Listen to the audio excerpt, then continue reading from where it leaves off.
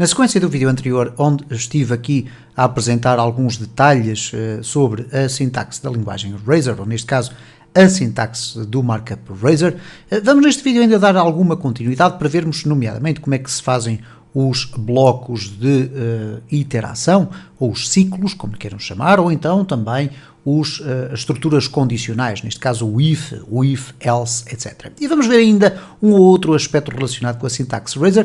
Porquê? Porque ela é fundamental na forma como nós conseguimos incluir dentro do HTML das views o nosso código de C#.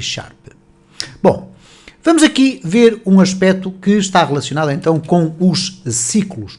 Os ciclos, neste caso mais tradicionais, como é o caso do ciclo for ou o ciclo for each, nós podemos obviamente utilizá-los e serão uma constante numa aplicação web que gera conteúdo dinâmico.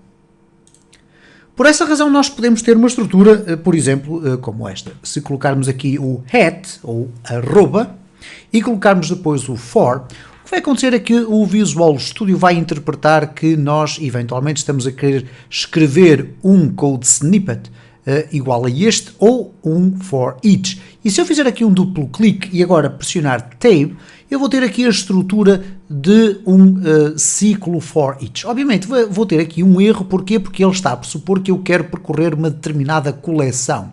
Ora, não é o caso, eventualmente eu poderei aqui, simplesmente para simplificar as coisas, substituir por um número literal, que é o 10.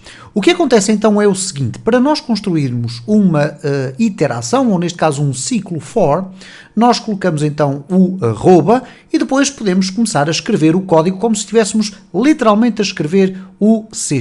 Neste caso o for, depois o int e definimos tudo o resto e não temos que definir rigorosamente mais nada aqui no meio. Como já vimos também no vídeo anterior desta série, nós podemos rapidamente incluir aqui um parágrafo de HTML e o sistema é suficientemente inteligente para conseguir interpretar do lado do servidor que se trata de um ciclo Razor, mas que o output vai ser de HTML. Obviamente que se eu quiser apresentar aqui o valor de i, eu terei que usar novamente o arroba e depois colocar o valor de i, que é o que resulta da iteração. Se eu tiver este código, vamos aqui guardar, eu tenho a minha página a ser recarregada no sistema sem debugging, então vamos aqui refrescar e cá está então a iteração concluída, apresentando os valores de 0 até 9. Vamos aqui, no entanto, eu não diria complicar as coisas, mas vamos aqui encontrar uma forma de incluir dentro da nossa view uma lista de objetos de um determinado tipo.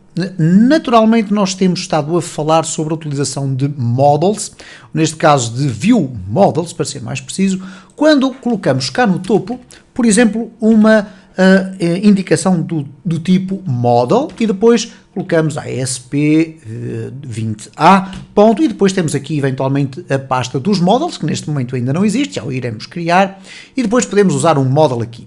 No entanto, eu vou-vos mostrar como é que nós podemos ter aqui uma coleção criada dentro deste espaço, e uma coleção de um tipo diferente daqueles que são os originais. Nomeadamente, nós poderíamos ter aqui uma lista de strings, por exemplo, lista strings, por exemplo, é igual a new lista de strings, e depois poderíamos popular esta lista com frases. Mas se eu quiser ter uma lista, por exemplo, de nome e apelido de uma determinada pessoa, bom, então eu posso criar aqui uma pasta e ela não tem que ser obrigatoriamente o models. O models normalmente será ou deverá ser utilizado para definirmos de facto os nossos modelos, aquilo que são os modelos tradicionais ou os view models para utilizar dentro das nossas views. Eu posso, no entanto, criar aqui uma nova pasta que eu poderia agora, simplesmente por uma questão de compreensão, chamar classes. Okay. Vou colocar ali com a capital C, isto é, com a uppercase no C, para manter uma certa uniformidade na atribuição do nome das pastas, e dentro das classes eu vou criar uma classe muito simples, que é a classe pessoa. Ora, a classe pessoa, que é pública, pode ter, por exemplo, os dois campos públicos, public, string nome, vou colocar um get e um set, okay, neste caso aqui com ponto e vírgula, nos dois, e vamos colocar aqui também o apelido. Bom, a partir do momento em que eu tenho esta classe ali definida, eu posso de facto instanciar objetos daquela classe. Até agora temos visto então a utilização aqui da expressão model, ASP20. E depois iríamos ter aqui, por exemplo, a pasta models. Ora, neste caso temos a pasta classes e temos aqui a nossa classe pessoa. E reparem como o sistema não me dá qualquer erro, apesar de eu ter visto ali momentaneamente um erro, não me dá qualquer erro. O que acontece aqui neste caso concreto é que, à semelhança do que já vimos nos vídeos anteriores desta série, eu poderia agora escrever a expressão model, ponto, e depois aceder às propriedades daquele objeto que vem para o interior da minha view, passada, por exemplo, neste caso concreto, pelo método do controlador. Ora, neste caso eu estou a falar de uma circunstância diferente, que é a possibilidade de eu usar aqui dentro um objeto que não é forçosamente um model. Então, para isso eu posso simplesmente fazer o seguinte: asp20.classes.pessoa e agora nova pessoa, ou vou simplesmente colocar assim, eu, igual a new, e reparem, pessoa. Vou agora fazer uma instanciação direta aqui, nome igual a João, separado por vírgula, apelido é igual a Ribeiro. Ora, o que acontece nesta circunstância é que eu utilizei exatamente da mesma forma como é feito no C#, uma forma de conseguir criar um objeto a partir de uma classe. E não estamos a falar aqui da utilização de um model. Agora, muito rapidamente eu poderei fazer aqui, por exemplo, um parágrafo, o meu nome é, e depois colocar aqui eu, ok, que é o nome do objeto, e depois ponto e o respectivo campo. Neste caso vamos colocar um espaço também, eu, ponto, apelido. Vamos guardar, vamos refrescar aqui o nosso projeto e vamos verificar se o output é o desejado, ok? Por vezes poderá acontecer isto, já o referi em alguns vídeos anteriores, ser um bocadinho mais demorado a fazer a recompilação, surgir inclusive um erro, bastará fazerem um refresh novamente e vamos ter então aqui o resultado desejado. Imaginemos, por exemplo, ainda que temos não um objeto, mas uma coleção destes objetos. Bom, então eu vou colocar aqui asp20.classes.pessoa, mas vou colocar isto tudo dentro de uma lista tipificada. Lista pessoas é igual a new, e reparem como o sistema de IntelliSense me identifica de forma clara o que é que eu estou a tentar criar. Uma lista de pessoas, ok?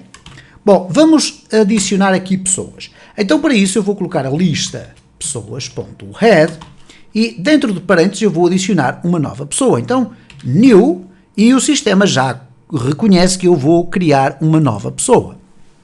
Vamos fazer uma instanciação inline, o que significa que eu vou colocar aqui nome é igual a Ana, vírgula, apelido é igual a Silva.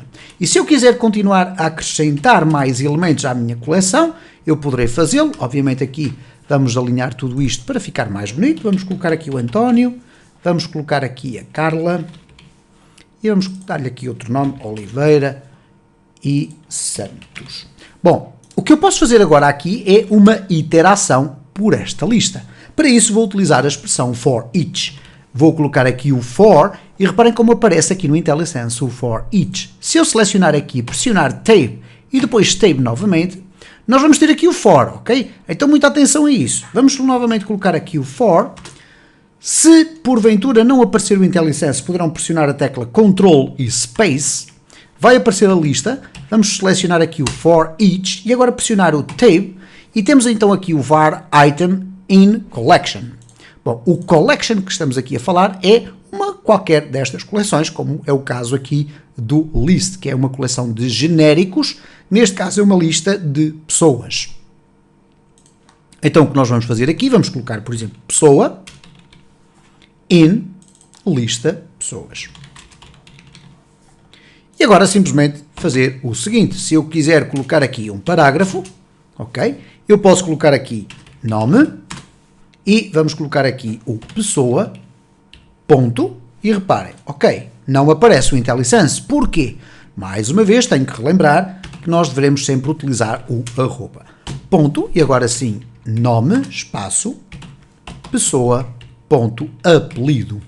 E se agora eu fizer a execução deste código, isto é, refrescar a minha página, nós vamos ter a apresentação das 3 pessoas. Vamos aqui guardar, regressar à nossa página, vamos refrescar e cá estão então as 3 pessoas definidas na nossa classe. Ou neste caso concreto, mais corretamente dizendo, na nossa coleção de pessoas aqui introduzidas dentro. Bom, podemos simplificar a escrita deste código utilizando também a sintaxe Razor para definir aquilo que são designadas as diretivas. E as diretivas são também conhecidas no C# aplicações desktop como os usings, as instruções using. Então nós poderemos, em vez de ter que escrever toda esta assinatura que aqui está, ou este caminho até chegar ao namespace que pretendemos, e neste caso à classe, nós poderemos colocar aqui using, ok, espaço, e agora ASP20 é o nome do projeto, ponto, ok, vamos aqui ASP20 ponto, agora reparem, aparece ali as classes, que é esta pasta que aqui está, não aparece a pasta das views, como podem observar, o Visual Studio é suficientemente inteligente para perceber que neste padrão MVC as views supostamente não deverão ter classes lá dentro, então vamos ter aqui classes, ponto, neste caso não precisamos de mais nada, nem sequer do ponto e vírgula. Reparem, eu posso simplesmente agora eliminar tudo isto que aqui está, ok? Deixar ficar apenas pessoa, porquê? Porque pessoa faz parte deste namespace que ali está, certo? É o namespace que foi criado aqui, quando nós criamos pessoas, ele coloca aqui o namespace desta forma. Obviamente que poderíamos aqui eliminar o classes, ficaria apenas o namespace nativo da nossa aplicação, iria funcionar naturalmente, iríamos obviamente ter que definir aqui também só apenas esta primeira parte, mas de qualquer das formas penso para quem está habituado à programação em C# que este conceito é absolutamente entendível. Vamos aqui eliminar também deste lado, ok, vamos aqui eliminar desta forma, e como podem rapidamente observar, não há qualquer espécie de erro, porque estamos a utilizar a diretiva using lá em cima. Portanto, todos estes tipos de mecanismos são possíveis de utilizar, utilizando, e peço desculpa a redundância, a sintaxe Razor. Obviamente que há mais aspectos relacionados com a utilização da sintaxe Razor, nomeadamente outro tipo de estruturas, como é o caso do if. Vamos aqui simplesmente colocar um exemplo, porque no caso do if, uma estrutura condicional, nós temos aqui a possibilidade de colocar o if. Vamos fazer aqui um tab e reparem, temos aqui o true e se quisermos acrescentar o else, não é necessário, a estrutura else if, por exemplo, else if, e colocar aqui mais uma condição e continuar a agregar condições até chegarmos ao else, por exemplo. Reparem que nós conseguimos ter no interior de uma estrutura nativa de HTML um conjunto de elementos que são, aqui o else if, falta-lhe aqui obviamente a condição dentro, portanto ele está a gerar um erro, vamos colocar aqui true, simplesmente para não gerar o erro. O que é que está aqui a acontecer? Nós estamos a construir dentro do nosso código HTML um conjunto de instruções que nos permitem inserir código de C# sem qualquer tipo de preocupação, com a possibilidade inclusive de dentro destes blocos podermos retornar ao HTML sempre que necessário para inserir campos e, portanto, penso que não será necessário estar aqui a explicar muito mais sobre isto, porque é fácil de entender como é que estas estruturas passam a funcionar dentro deste contexto da sintaxe Razor. Nunca esquecer que a sintaxe Razor acontece e é interpretada como tal, porque as nossas views têm a extensão CSHTML e não um fecheiro HTML tradicional. Obviamente voltaremos a falar sobre estas matérias, caso seja necessário, ao longo dos restantes vídeos desta playlist, à medida que formos explorando outras funcionalidades desta framework.